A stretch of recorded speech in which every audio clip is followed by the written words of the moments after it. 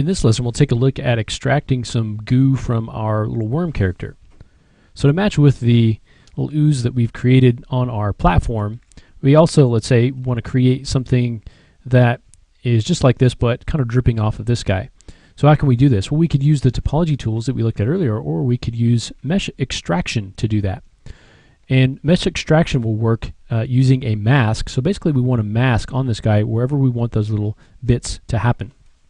And so you could do this at a very high subdivision level. It's going to basically extract those polygons. So what I want to do is just take it down just a little bit. So I'm going to go down maybe a couple of levels here, down to at least down to level 4. You may even want to go down to level 3. And you want to make sure you're on the right subtool. Okay. And now we want to just mask out areas where we want our sort of goo to be sticking to this guy. So we can come in here and maybe put a little bit coming up here on his side.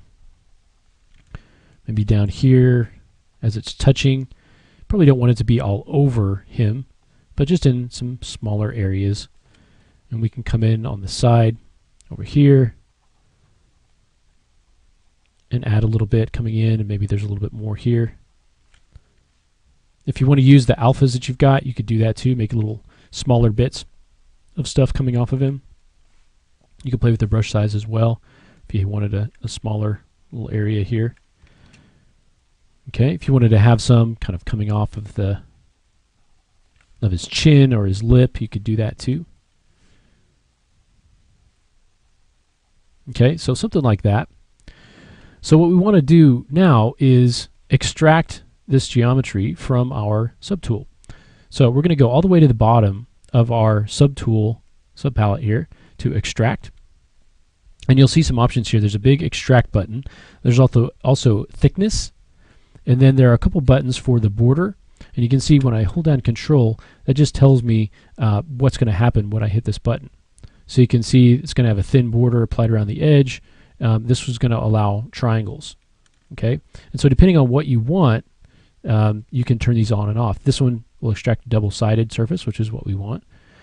So let's go ahead and we can play with the thickness here. So I'm going to give it a little bit more thickness. This is going to kind of define our smoothing. Okay, so let's go ahead and extract it, see what happens.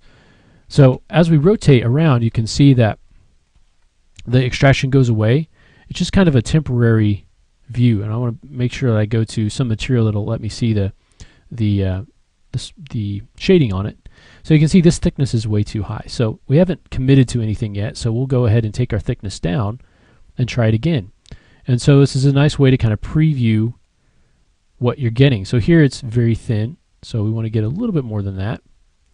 So probably something like this. So for me it's 0.0104. The exact thickness value doesn't really matter as much. Now since we're going to be doing some modeling on this, I don't really care too much about how it looks right now, so I'm going to go ahead and accept it. So now that we've accepted this, keep in mind on our base subtool, the masking is going to still exist. So if you do any subsequent masking on that, keep that in mind. But from here, we've got this now extraction, which are basically these new pieces here.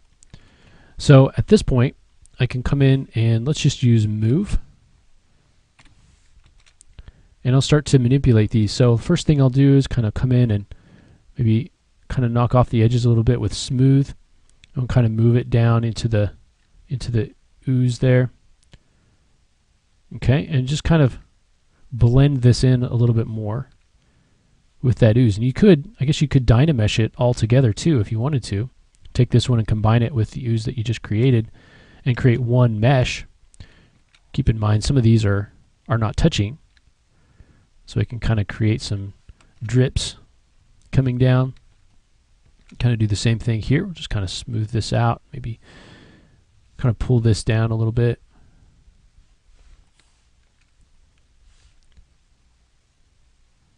And so this extraction allows you, without any sort of limits on the edge flow and topology, you can just kind of paint a mask where you want that geometry to be extracted from.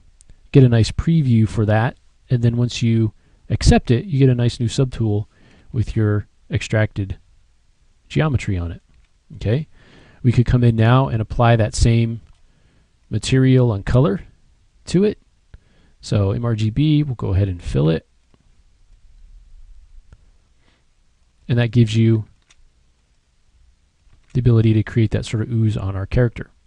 So remember, if you've got a character or any kind of model and you need to extract some geometry from it, it's going to be located at the bottom of your subtool subpalette. Just paint a mask, and then you'll be able to extract that based on the thickness settings that you've set and create that as a new subtool, and then you can manipulate it however you want. Okay, so that's a look at extraction. Works off of masking. In the next lesson, let's take a look at rendering in ZBrush. So we can create a little bit nicer renders, and we'll take a look at a few options that we can set, and then get into lighting and some output topics, UV creation, creating maps, and so forth as we finish up our introduction to ZBrush. So in the next lesson, we will take a look at rendering.